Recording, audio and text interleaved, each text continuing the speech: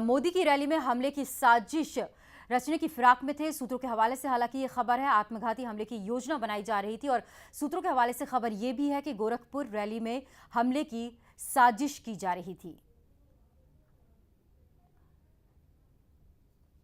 आतंकियों के पास से क्या मिला? दोनों के पास से विस्फोटक बरामद हुआ है, पिस्तौल मिली है, AK-47 राइफल भी मिली है। पुलिस अब इन दोनों से पूछताछ कर रही है।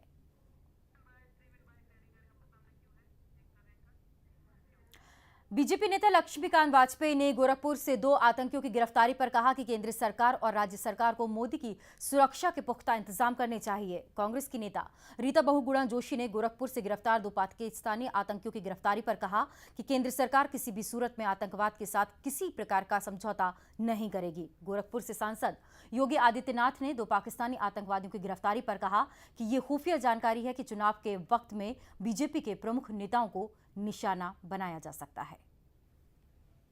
ATS को जो भी पूछताछ में जानकारी मिली है इन पकड़े गए 2 पाकिस्तानी आतंकवादियों से, उसके अनुसार विशेष सावधानी है, जो आवश्यकता उसे करना चाहिए।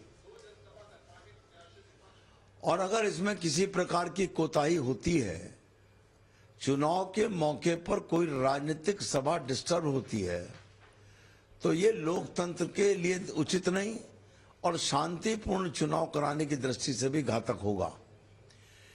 ये जैसा जानकारी मिली है कि आतंकवादियों ने आदरणीय मोदी जी के प्रति विशेष अपना दुराग्रह व्यक्त किया है और ये कहा है कि हम मोदी जी की सभा को डिस्टर्ब करने के लिए या आतंकी गतिविधि करने के लिए आए थे।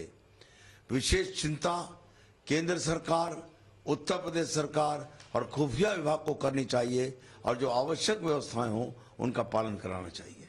देखिए, भारत की सरकार और हमारी संसद एक स्वर से तय कर चुकी है कि हम आतंकवाद से किसी भी तरह का समझौता नहीं करेंगे। एक दूसरा, आतंकी गतिविधियों में लिप्त होने वालों के प्रति इस देश के हर नागरिक ने कहा है कि हम आतंकवाद के साथ नहीं हैं और जो आतंकवादी घटना में हो उसको सजा मिलनी चाहिए।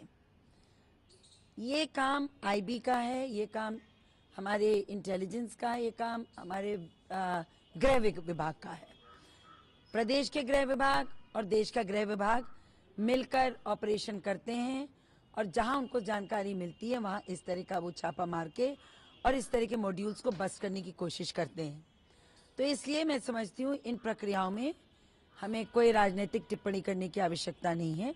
बस इतना ही है कि बहुत सोच समझ के किया जाए और एक संदेह में निर्दोष को ना फंसाया जाए। ठोस सबूत हो तो जरूर हो। और देखिए, आतंकवाद तो विश्व का एक बहुत बड़ा संकट है और इससे जूझना हर सरकार का काम है।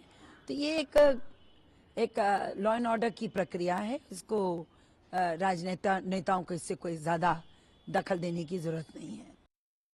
खुफिया जानकारी है कि चुनाव के समय प्रमुख भाजपा नेताओं को, हिंदू नेताओं को इंडियन मुजाहिदीन निशाना बना सकती है, लेकिन केंद्र की सरकार और राज्य की सरकार इसे हल्केपन से ले रही है और उसी का परिणाम है कि लगातार इन जो आतंकी गतिविधियों में लिप्त तत्व हैं, इनका दुस्साहस बढ़ता जा रहा है।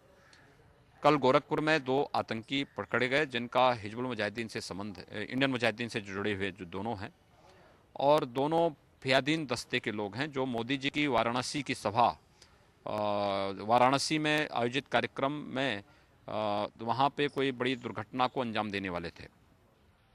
ये सुरक्षा के साथ खिलवाड़ है, आतंकवाद को राजनीति के साथ जोड़ने का एक पाप है। राजनीति अपने वोट बैंक के साथ आतंकवाद और वोट बैंक को जोड़ने का जो पाप कांग्रेस, सपा, बसपा इन सभी राजनीतिक दलों ने किया है, आज वह आतंकी घटनाओं के रूप में आया है।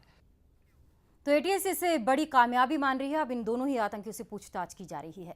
मेरे साथ इस बुलेटिन में फिलहाल इतना ही। खबरों के सफर को आगे बढ़ाएं। चीफों को ऑस्ट्रेलिया के पर्थ के पास हिंद महासागर में देखे जाने का दावा किया गया है। फ्रांस की सैटेलाइट से ली गई तस्वीरों के बाद मलेशिया के कार्यवाहक परिवहन मंत्री ने कहा है कि पर्थ के पास 122 अहम चीजें देखी गई हैं। क्या मलेशिया एयरलाइंस का दुर्घटनाग्रस्त विमान मिल गया है? ये सवाल इसलिए क्योंकि उपग्रह से खींची गई तस्वीरों में 122 अहम चीजें दिखाई दी हैं और दावा किया जा रहा है कि ये वस्तुएं मलेशिया एयरलाइंस की हैं। मलेशिया के कार्यवाहक परिवहन मंत्री हिशामुद्दीन हुसैन ने कहा कि फ्रांस द्वारा उपलब्ध कराई गई सैटेलाइट तस्वीरों में दक्षिण हिंद महासागर में पर्थ से करीब 2557 किलोमीटर दूर 122 महत्वपूर्ण वस्तुएं दिखाई दी हैं। हिशामुद्दीन ने कहा कि ये तस्वीरें अब तक की सबसे विश्वसनीय सुराग वस्तुओं का आकार 1 मीटर से 23 मीटर तक का है। इस तस्वीरों को ऑस्ट्रेलिया भेज दिया गया है, जो इस मामले में खोजबीन की अगुवाई कर रहा है। उन्होंने कहा कि नई वस्तुएं उस इलाके के पास दिखी हैं